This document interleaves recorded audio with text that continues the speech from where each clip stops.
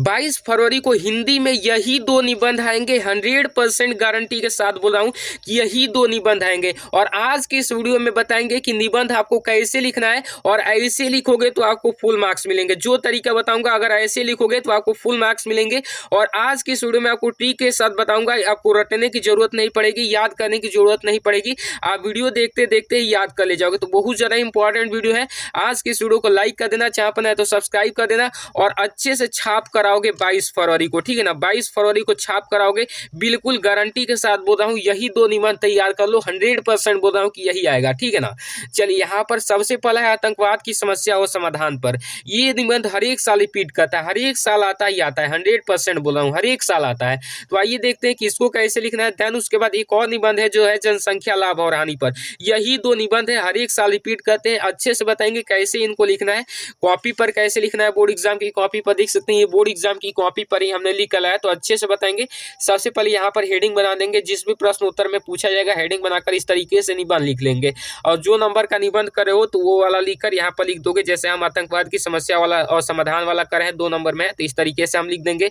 उसके बाद सबसे पहले आपको रूपरेखा बनाना है। रूपरेखा कहने का मतलब कि जैसे मकान बनाया जाता है तो उसका नक्शा बनाया जाता है, ठीक उसी प्रकार जो निबंध लिखा जाता है उसका यहाँ पर रूपरेखा, यानी कि जितने भी हेडिंग बनाओगे वो हेडिंग इसमें डाल दिया जाता है, ठीक। तो इसमें सबसे पहले प्रस्तावना लिखेंगे, उसके बाद लिखेंगे आतंकवाद का, तो उसके बाद लिखेंगे आतंकवाद एक विश्वव्यापी समस्या, उसके बाद लिखेंगे भारत में आतंकवाद, उसके बाद लिखेंगे आतंकवाद का समाधान, और उसके बाद लिखेंगे उपसंहार, ठीक है ना। तो इस तरीके से रूपरेखा बनाना। लेकिन रूपरेखा में देखना एक हमेशा ये चीज, प्रस्तावना और उपसंहार हमेशा लगाना, ये दोनों चीज कॉमन रहता है, हर एक निबंध में ये रहता है, तो ये दोनों चीज हमेशा रहेगा, ठीक। उसके बाद ये बाकी की चीजें आप निबंध के अकॉर्डिंग चेंज करोगे, ठीक।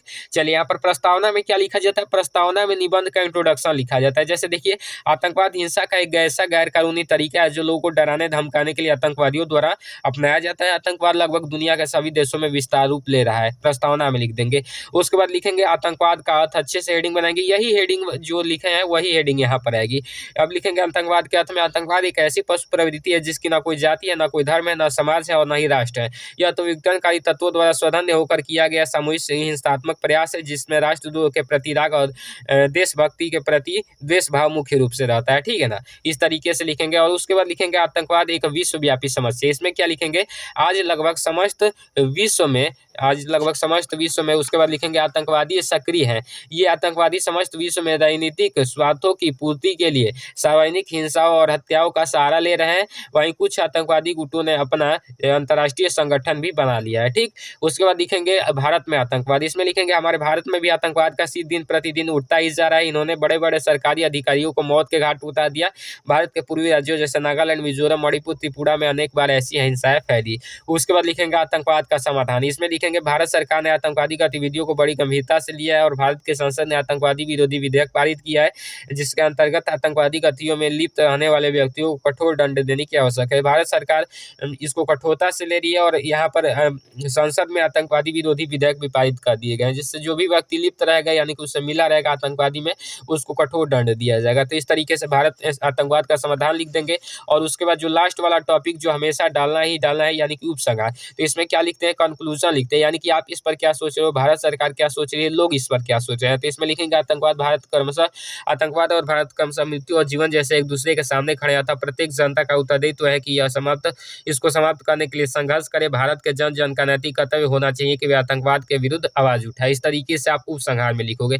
और आपको कितने पेज, 2.5 पेज लिखना है, 2.5 पेज लिखना है अच्छे से। और क्लास 12th में तो मतलब 2 पेज लिख दोगे तो अभी आपको 7 नंबर मिलेंगे, और क्लास 12th में हो तो 2.5 पेज लिखना 9 नंबर मिलेंगे।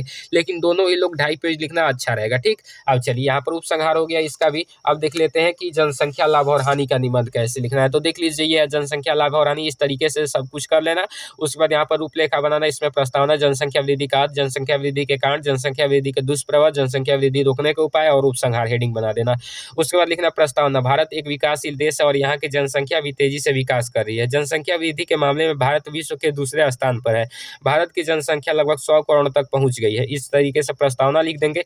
उसके बाद लिखेंगे जनसंख्या वृद्धि का अर्थ। जनसंख्या वृद्धि का अर्थ में लिखेंगे जनसंख्या वृद्धि का अर्थ है कि किसी विशेष समय जैसे 10 वर्षों के भीतर किसी देश या राज्य के निवासियों की संख्या में होने वाला परिवर्तन, अच्छे से लिख देंगे। उसके बाद लिखेंगे जनसंख्या वृद्धि के कारण। जनसंख्या वृद्धि के कारण में क्या लिखेंगे, लोगों में इस बात की जागरूकता की कमी है कि जनसंख्या वृद्धि के दुष्प्रभाव भी हो सकते हैं। भारत की साक्षरता दर यानी कि पढ़ाई लिखाई 73% ही लोग पढ़े लिखे हैं। तो इस वजह से अशिक्षित लोगों को जनसंख्या वृद्धि के दुष्प्रभाव का अनुमान नहीं है। ठीक, उसके बाद लिखेंगे जनसंख्या वृद्धि के दुष्प्रभाव। इसमें लिखेंगे जैसे जैसे आबादी बढ़ेगी, भोजन और पानी जैसे बुनियादी जरूरतों की खपत भी बढ़ेगी, अतः बढ़ती जनसंख्या की उपयोगित वस्तुओं को पर्यावरण प्रदूषण भी समस्या बढ़ रही है। यहाँ पर अगला हेडिंग बनाएंगे जनसंख्या वृद्धि रोकने के उपाय। इसमें क्या डालेंगे, इसमें लिखेंगे कि जनसंख्या में कमी, अधिकतम समानता, बेहतर पोषण, शिक्षा और स्वास्थ्य जैसे सभी लक्ष्यों की प्राप्ति के लिए सरकार और मजबूत नागरिक सामाजिक संस्थाओं के बीच बेहतर सामंजस्य की आवश्यकता है।